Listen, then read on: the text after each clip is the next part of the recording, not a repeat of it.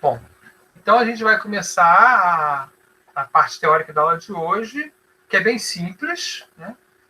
Que é um conceito básico na minha maneira de ver a engenharia de software. Então, um dos conceitos básicos é valor, o outro conceito básico é o conceito de 5W2H. O que é isso? Bom, 5W2H é só uma maneira de falar sobre as perguntas que se deve fazer em quase tudo que a gente faz na vida. Então, a gente vai conhecer essas perguntas. Né? Essa aula, então, vai falar do que é, vai dar alguns exemplos, né? Vai falar, por exemplo, como eu usava na construção de modelos, vai mostrar pequenas extensões que volta e meia alguém propõe. Vamos falar disso aqui também, daquilo ali, mas vocês vão ver que o 5W2H é muito antigo, né? E vamos fazer uma pequena revisão, só para terminar a aula. Tá? Então, o que é o 5W2H? Alguns de vocês devem conhecer. O 5W2H é o acrônimo para as perguntas que se faz em inglês. Né? What, who, when, where, why, how much. Então, essas perguntas, os americanos conhecem como os 7 bons amigos, e elas iniciam perguntas abertas. Né? O que é uma pergunta aberta? A pergunta que a resposta não é sim ou não, não é fixa. Né? Onde a pessoa pode descrever algo de maneira mais ampla, só que, ao mesmo tempo, a gente está dando um limite na área de atuação. Né? A gente está perguntando, fala aí sobre. A gente fala, não. Quem está interessado nesse software?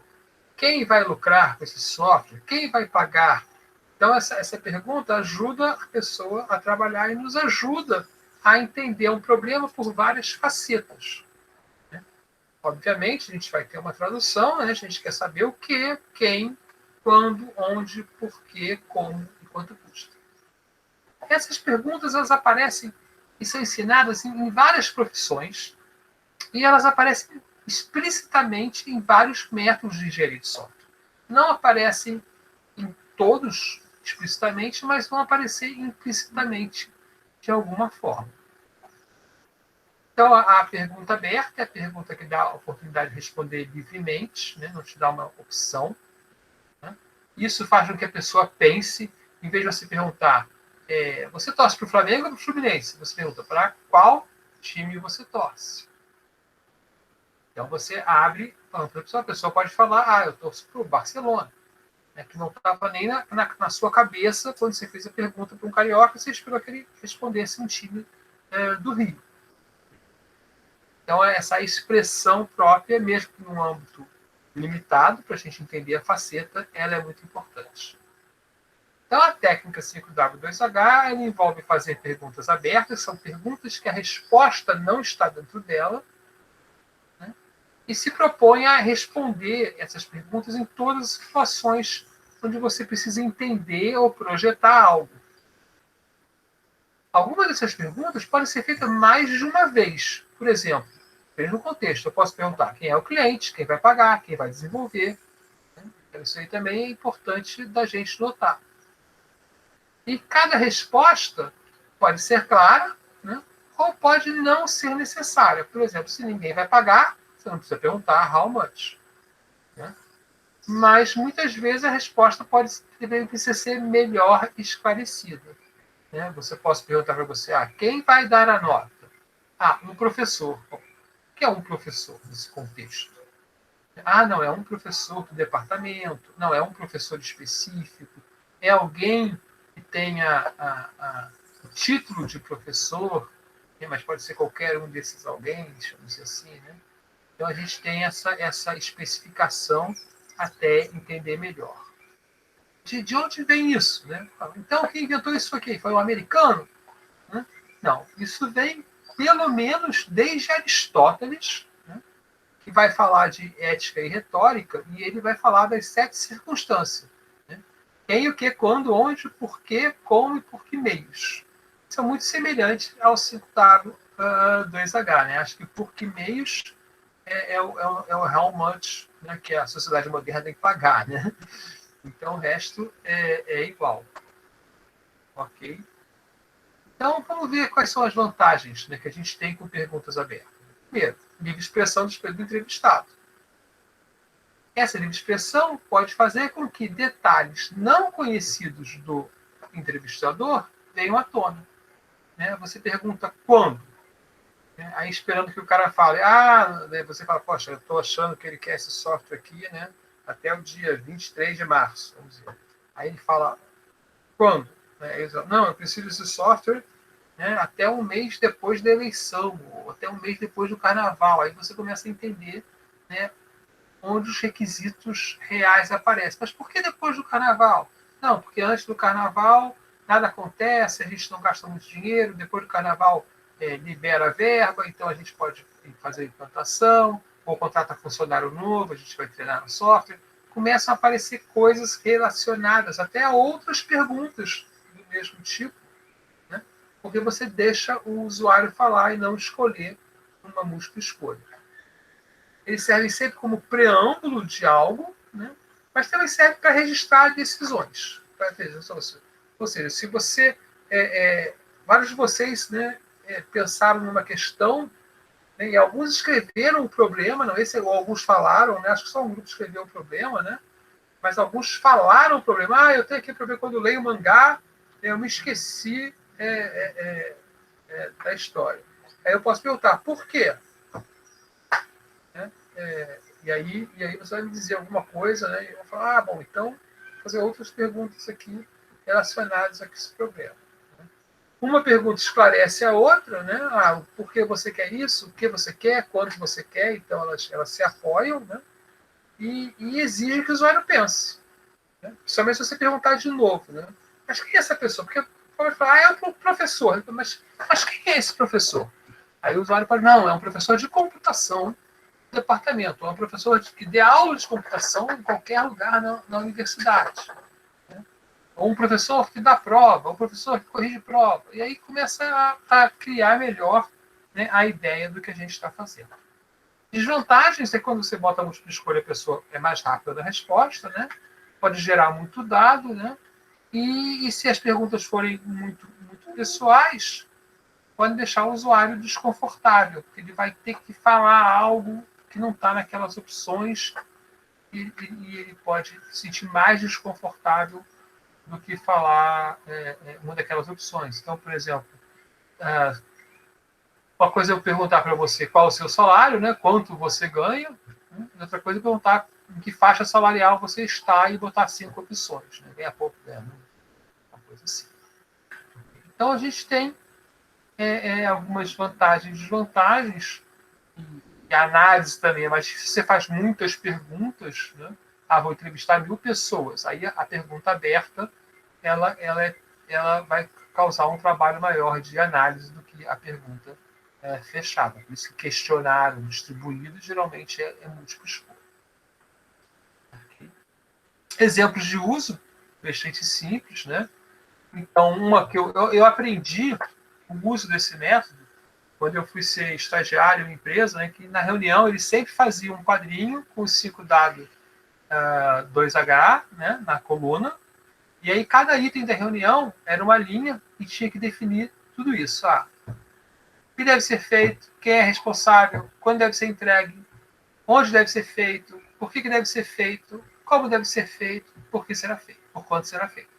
Então, algumas vezes, alguns itens não tinham, né, porque eram soluções simples, tem que entrar em contato com o cliente, então não custava nada na prática, ninguém ia botar, custa um telefonema, né, não vale a pena.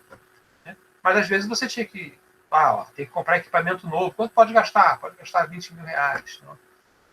Então, fazia sentido essa ideia lá, e você tentava, então, a gente fazia até numa folha A4 mesmo, né, na horizontal, as colunas, e as linhas eram os itens da reunião, os itens da agenda. Então, isso aí foi como eu aprendi que essa coisa existia lá no meu primeiro estágio. Né? Não vou nem falar quando, porque vocês vão ficar sabendo que eu nasci no século passado. Meados do século passado. Vamos lá. Outra coisa, eu disse, é muito usada na notícia. Então, quem faz faculdade de comunicação, né, jornalismo, Ele aprende que a notícia tem que dizer o que aconteceu, onde aconteceu, quando aconteceu, por que aconteceu, como aconteceu, por que aconteceu e quem participou do fato. Né? E também porque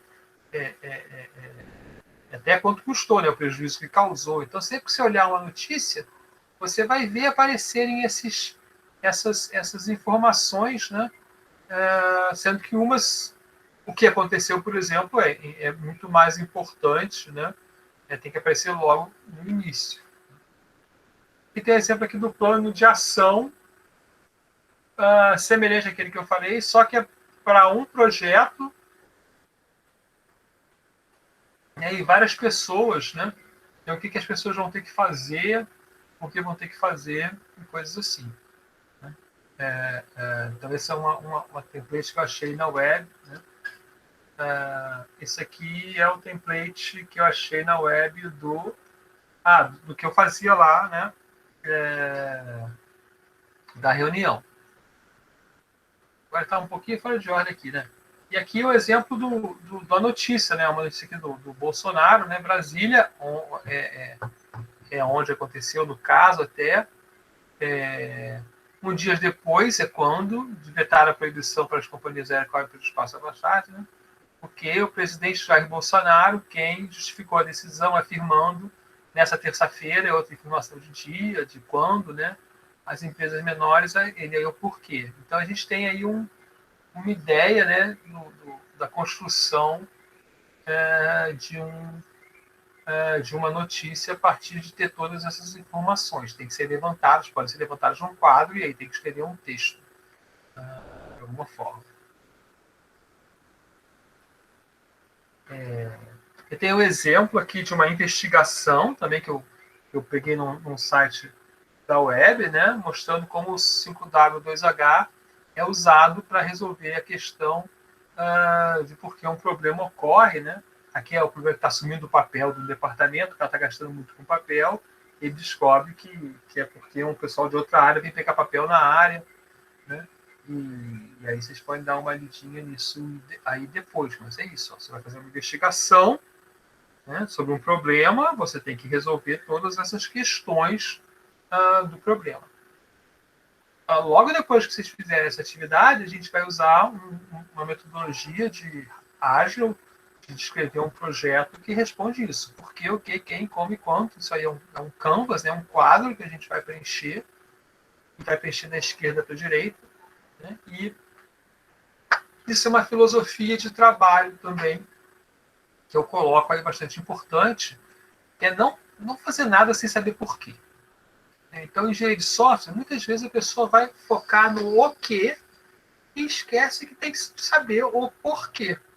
E se você não sabe o porquê, você pode estar fazendo a coisa errada. E os pedidos que a gente recebe pode não ter traduzido exatamente como o problema vai ser resolvido. Outra figurinha aqui que eu achei na internet, né? Que quando você descreve um projeto, na prática, você vai ter que descrever tudo isso aqui, e é o que a gente vê depois naquele método. A gente vai ver depois, não, a seguir, né? No método do Project Model Canvas, aquele que eu acabei de mostrar. Outro lugar que isso apareceu bastante interessante é o Framework de Zachman.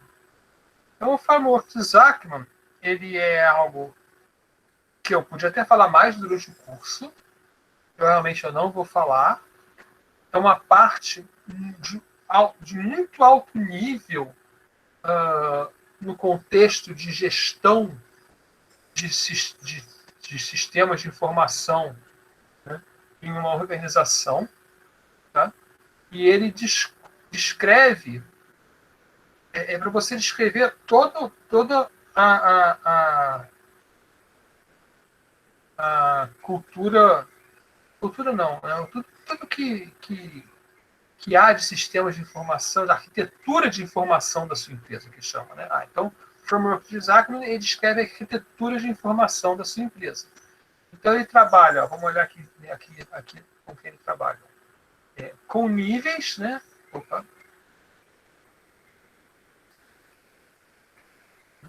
Desde níveis. Nunca vejo onde está a bolinha. desde do nível bastante abstrato até o nível mais concreto, onde no nível bastante abstrato, né, a gente descreve as coisas feito listas, tá? A nível um pouquinho menos concreto, e mais concreto, você já descreve modelos conceituais ou lógicos, né? Até que você vai ter um modelo físico, né? Até que você vai ter a implementação propriamente dita, código, né? Ou um modelo de dados lá rodando, uma tabela no banco. Né? Então, a ideia é para você entender aqui toda a arquitetura de informação da sua empresa, você tem que estudar, né, o que você tem, como você faz, onde você faz, as pessoas responsáveis, o tempo e a motivação, um why. Né? Isso aqui aparece dessa forma porque ele criou 3 primeiro e depois mais tarde criou o why, né? Mas no final isso aí levou a vários a frameworks mais avançados, tá? Então mais complexos, onde você vai descrever como a sua empresa está organizada, né? E aí você começa a ver se as coisas fazem sentido, né? Se você tem algo que você tem só no nível muito baixo, né? Às vezes você tem alguma informação que você tem nesse nível que você implementou, mas você perdeu lá o nível de cima. Né? E aí quando você vai fazer esse mapeamento, você descobre que esse sistema não adere, né, à sua lista lá, por exemplo, de metas da empresa, né? São os porquês, né? Objetivos e metas. Né?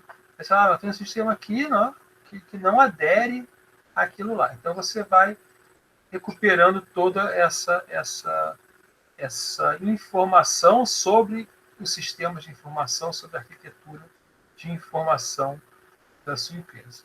Isso é parte da engenharia de software, né, mas vamos dizer assim, já é um nível bem superior de gestão estratégica, né, da sua engenharia de software, que não cabe muito na questão de fundamentos, mas vocês vão sabendo que existe isso. Quer dizer, eu posso fazer um mapeamento de tudo que eu tenho de arquitetura de software, arquitetura de software na minha empresa, né, arquitetura de informação na minha empresa, né, e fazer esse mapeamento em vários níveis e sobre o 5W 2H. Aqui só tem 3. Né? Mas, então, é isso. Isso aí uma área bem interessante. A gente já fez isso aí, já participei de um projeto onde a gente construiu isso aqui. Inclusive, você geralmente não constrói tudo, né? A gente construiu só os 2 primeiros níveis para uma área, né? Uma organização, e um pouquinho do 3º nível nas áreas mais acho que na área de processo. Acho que a gente fez só. O contrato era só esse pedaço aqui. Porque era que a gente tinha acesso à informação, por exemplo, outras coisas eram de outros departamentos. Então, isso aí é bem sofisticado, vamos dizer assim, né, em relação a um quadro que você pode usar numa reunião, né? Isso aí é um quadro que você usa numa reunião, aquele lá é um processo que vai demorar um tempão para fazer, né? Meses para você levantar aquilo. Se for uma organização muito grande, pode ser até mais de um ano.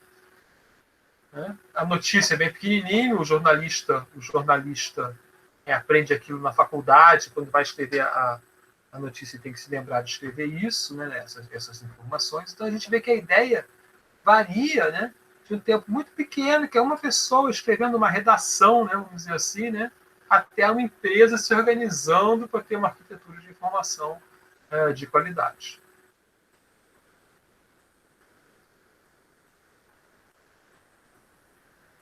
Muito importante, né, na gerência de projeto, na verdade, é descobrir várias coisas sobre isso. Você entender um projeto, né, tanto nesse método que a gente vai olhar, quanto comentário genérico sobre o que é um projeto, né, a gente vai ter o 5W2H.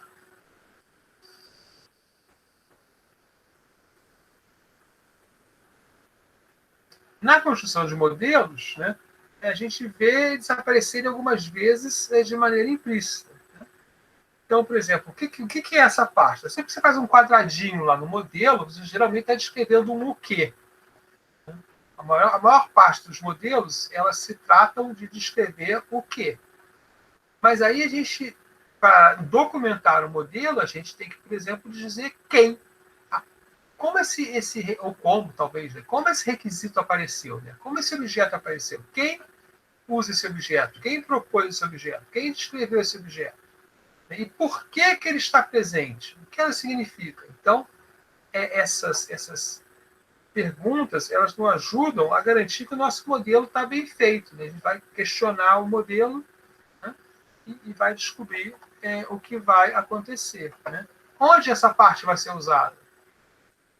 Quando vai ser usada? Como vai ser usada? Quanto custará fazer essa parte? Às vezes você faz um modelo, né? E descobre que uma parte que você projetou é muito caro, ou não vai ser usada naquele instante. Vai ser usada só daqui a um ano. Então você pode, por exemplo, adiar a implementação daquilo, até deixar para outro projeto.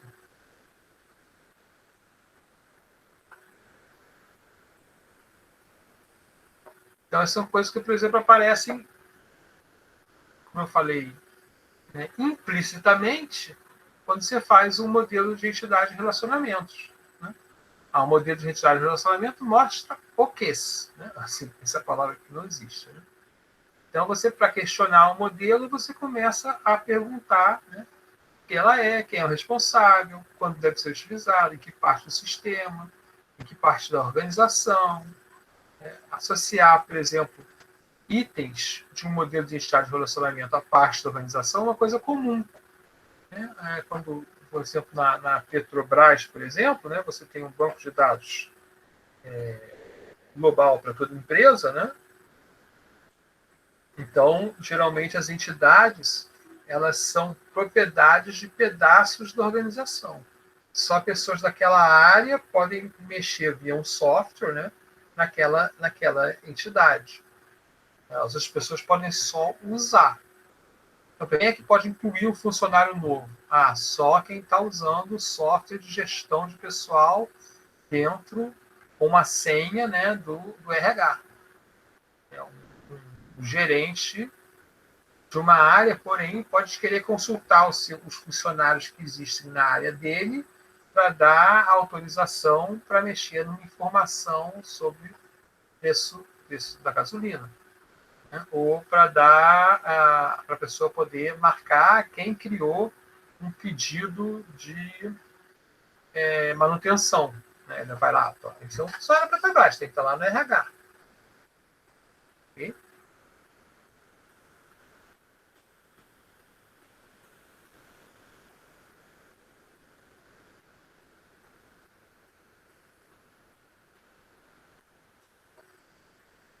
Então, a gente vai também usar elas não só para criar os nossos modelos, mas para verificar nossos modelos. Eu falei que as extensões eram pequenininhas, o que acontece? Né? Na verdade, por exemplo, tem gente que faz só 5W. 5W, não tem o 5WH. 5WH é mais comum, inclusive, né? No mundo geral. Quando você passa para o mundo empresarial, aí 5W2H, porque o preço, o custo das coisas, quando você vai cobrar por elas, passa a ser importante. Mas, às vezes, alguém dá um problema. Então, por exemplo, quantos? Quantos também é uma pergunta aberta. Né? Por quanto teu? Que é uma pergunta um pouquinho diferente do quando. Por quanto tempo? Pergunta aberta. Né? Whom, né, que para o inglês é bem diferente. Quem é que sofre a ação? Quem faz? Quem é o agente? Quem é o paciente da ação? Né? De quem é? Whose? Né? De quem é quem é responsável por isso? Né? E uma que ganhou uma atenção ultimamente, né? Wins. Né? Quais são as condições de sucesso disso que a gente está descrevendo? Então, porque, olha só, a gente falou o porquê, falou quando, mas a gente não deu nenhuma maneira de avaliar como as coisas são feitas. Né? Então, se deu certo ou não. Então, as condições de sucesso é uma extensão interessantes. Né? Voltando a lembrar, né, que algumas dessas coisas aparecem explicitamente em métodos. Né? Não sei se alguém chegou, provavelmente não, porque eu fiz Dr. House comigo há algum tempo atrás, né, junto com o BCMT, e eu dou um método que explicitamente resolve o problema de Dr. House procurando o que, quem, quando. Né? Vai criando essas coluninhas num mapa e depois transforma isso numa tabela. Então, um resuminho aqui, né? Devemos aprender a fazer essas perguntas, né? Essas perguntas são dimensões, que tem algumas que são todo mundo concorda, vem lá desde Aristóteles, tem umas mais novas, né? E a lembrança que vários métodos usam isso. Ok. E o que a gente vai fazer com isso, então? Bom, primeiro eu vou acabar aqui essa gravação. Obrigado por assistirem.